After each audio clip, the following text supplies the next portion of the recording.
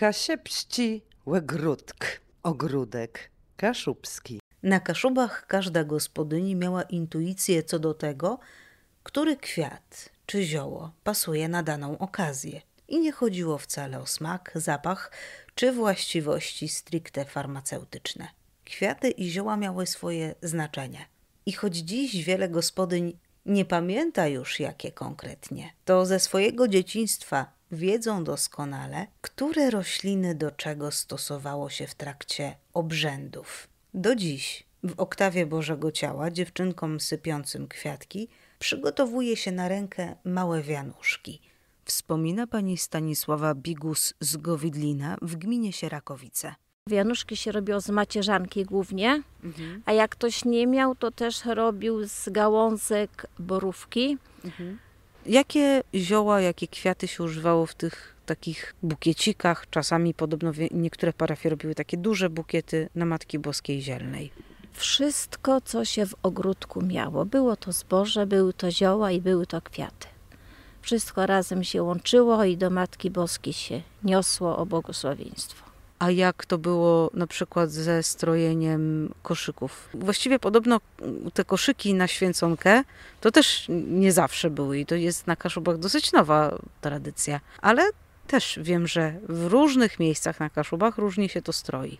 No, u nas dawałam bukszpan, dawałam żonkila, no i w środku to, co na stole ma być, to było w koszyczku. Ważne było także to, co lądowało w palemce wielkanocnej.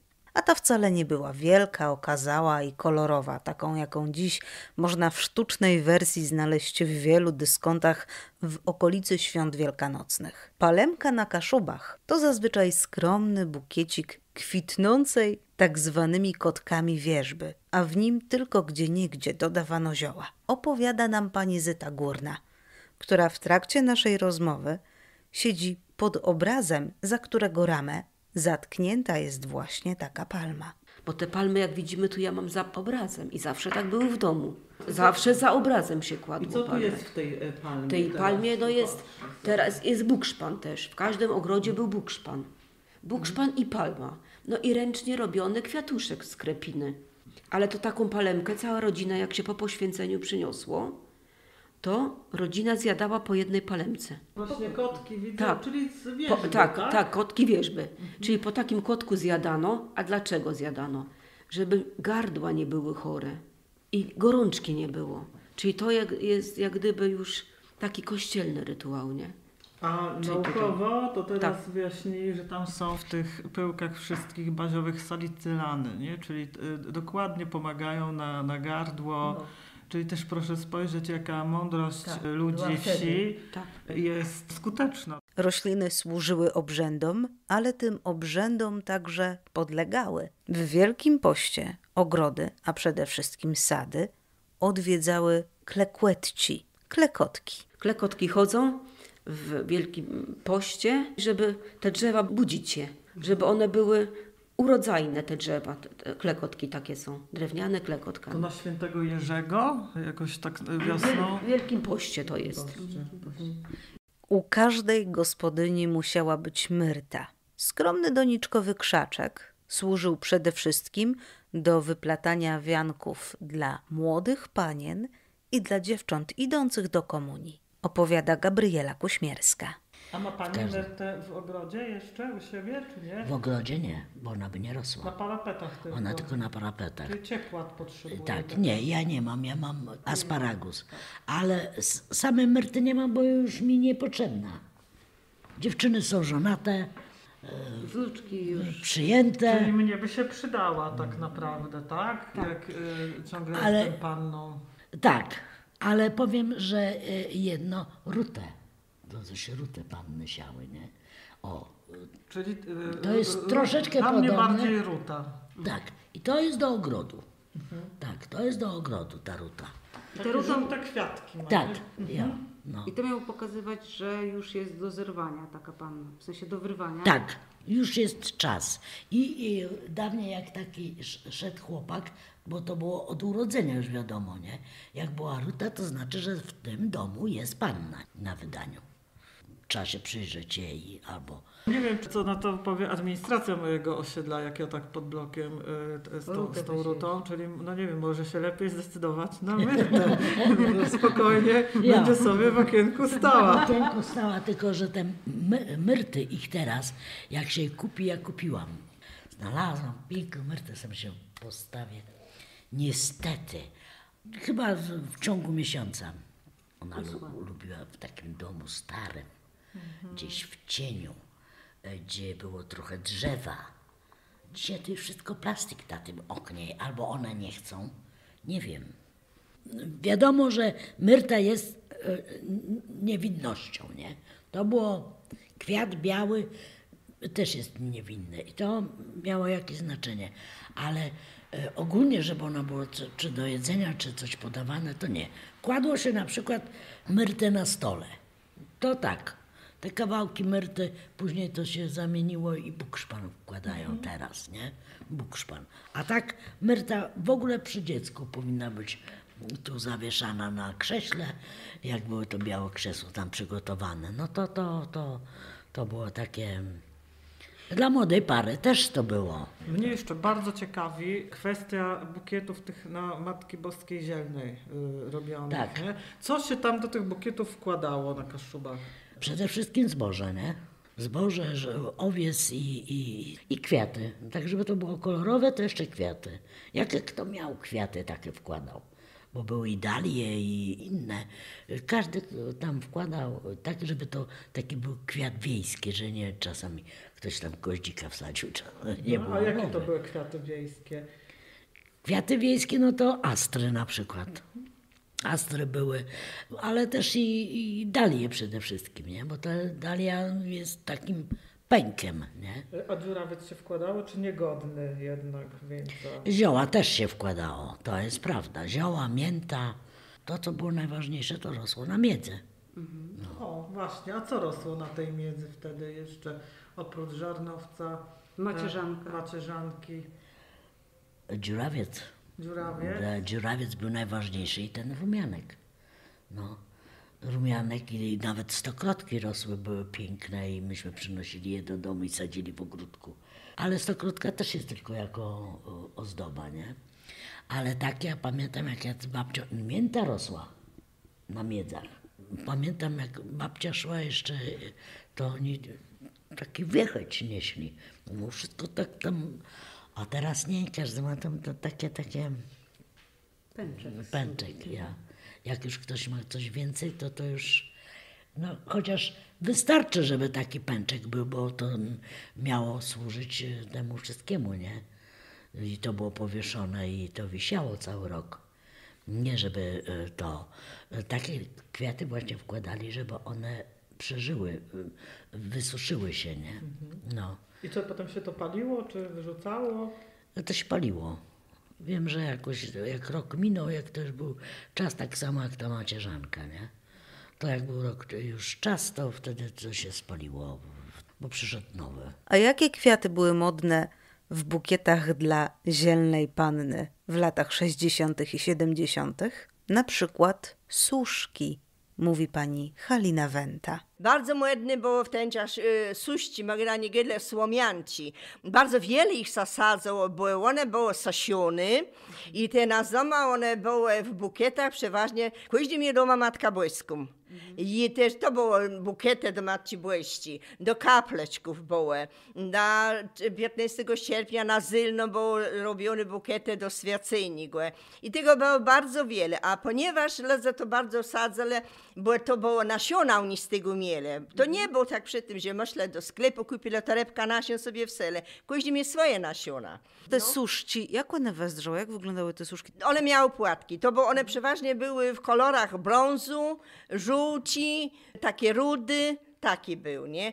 I one miały, taci, no jak jest łycoło, powiesało, gdzieś związane i one te łyschły, te główki one stojały. I to one było cały rok w tym przy Matce Boskiej albo gdzie indziej. Obrzędowe były zioła i kwiaty, ale także drzewa. Brzoza jest też, bo na Boże Ciało obsadzamy, stroimy wszystko brzozą. Czyli to jest obrzędowa roślinka. Na to Boże ciało to młode są brzuski, niewielkie drzewa. Ale to ścinaliście te brzuski, Tak, czy tak. tylko gałązki? Nie, to ścinaliśmy no takie dosłownie grubości. Jak palec, troszkę grubsze jak palec, takie brzozy, te młode. Te samosiejki właśnie to się wycinało, pełen wóz taki i żeby przystroić. Tak samo jak wiemy, jak jakieś obrazy mamy wędrowne w domu. Czy ulicą idzie jakiś obraz, no to też przystrajamy domy brzuską. Wtedy nasze okna, bierzemy obraz jakiś święty czy Matkę Boską, też brzuską przystrajamy, żeby było.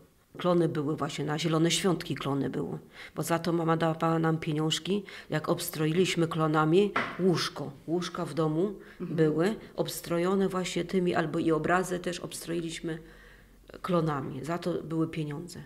To były też takie girlandy. Tak, girlandy zrobione właśnie takich z tych i obstrojone właśnie. Tak, tysa robią z listów od klona.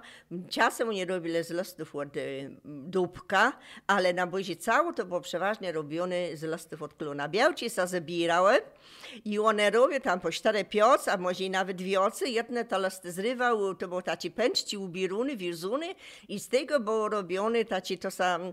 Przy tym gydaulincych, a teraz to są girlandy. To było wisione przed wielkimi dwierzama na Boży cało, albo gdzieś tam przy wyłturzach. To było robione. Ile czasu mogło trwać takie plecenie tej girlandy?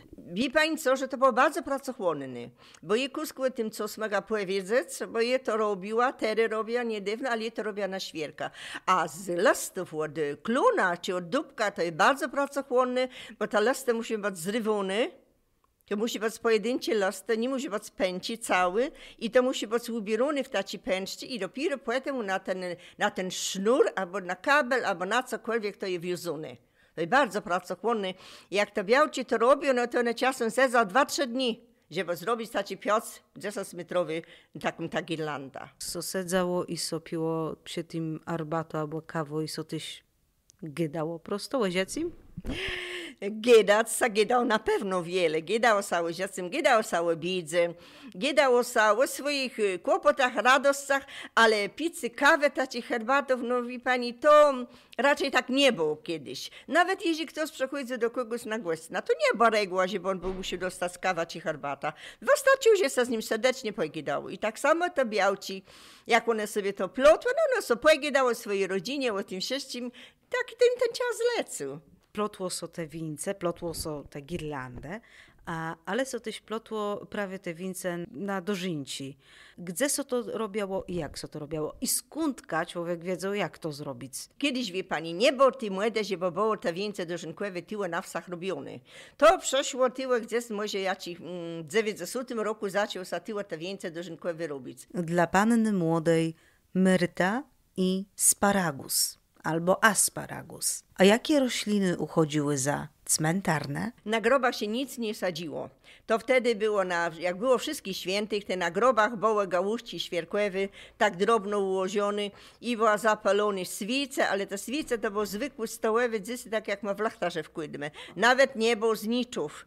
Tego to było. A potem już, jak już tak kusk chcieli mieć piękniej na grobach, te było robione kwiaty z papieru, z krepy. I to było te kwiaty z papiera, z krepy robione, one były oblewane parafiną. Topione po prostu stare świece, znicze i one były oblewane i to było wkładane czy w bukietę, czy z tego było robione wianuszki. Jedne robili jeszcze taci wianuszki z mechu, co są podobne jeszcze dzysy robi taci. I w to było wpinane te kwiaty, bo co innego nie było.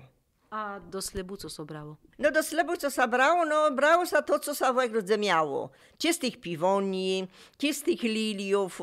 Później jak już było kwiacianie, no to już przeszedł goździk, te z goździków sa zrobiło, też wiązanka.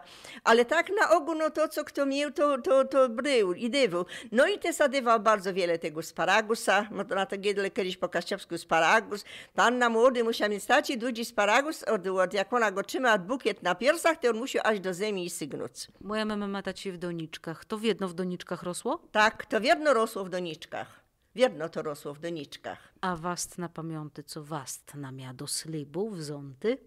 Tak, je miał bukiet z goździków białych. ale już nie taci wielci, bo oni wiedzieli, że ta panna, co szła po prostu, kiedyś to zagadał, że ona była w ciąży, nie? Jest to zagadał w stanie błogosławiony, to już ona miała wielki bukiet, żeby ten brzeg zasłonić. A jej już miała bukiet mały. Czy były takie panie zielarki, które na przykład pomagały innym ludziom i można było pójść do takiej zielichy i pomogła na żołądek, czy tam na jakieś inne schorzenia? Tego nie pamiętam, bo przyszły takie czasy, że takie zielarki to było uznawane, że to może komuś zaszkodzić albo coś. To każdy w swoim zakresie jakby tak. A jak ktoś miał różę tak zwaną, to był ktoś, kto to czynił w okolicy, albo wiadomo było, gdzie jechać, bo wiem, że w Mściszewicach nie było nikogo takiego. Robili to na ogół, z tego co jak babcia opowiadała, ci, którzy myli, jak ktoś umarł, myli go. I tą szmatą, którą mył, on ją wysuszał, nie? I zawsze miał. I tą można było odczynić. Niektórzy sami, jak myli, nie? To sobie sami to zostawiali w domu, tą szmatkę, jakby dziecko czy ktoś miał różę, to odczynili. Jeżeli 2 dni nie pomogą, no to wtedy do lekarza. No jakaś tutaj też instancja. Nasze rozmówczynie dodają, że do takiej wyższej instancji, czyli do lekarza, trzeba było zazwyczaj jechać do Sierakowic, Sulęczyna czy Stężycy. A do Gowidlina, Zgorzałego i Mściszewic w poszukiwaniu opowieści roślinnych pojechałyśmy we dwie: Tatiana Slowi i Barbara Piórkowska. Kasiepści łegródk, ogródek kaszubski.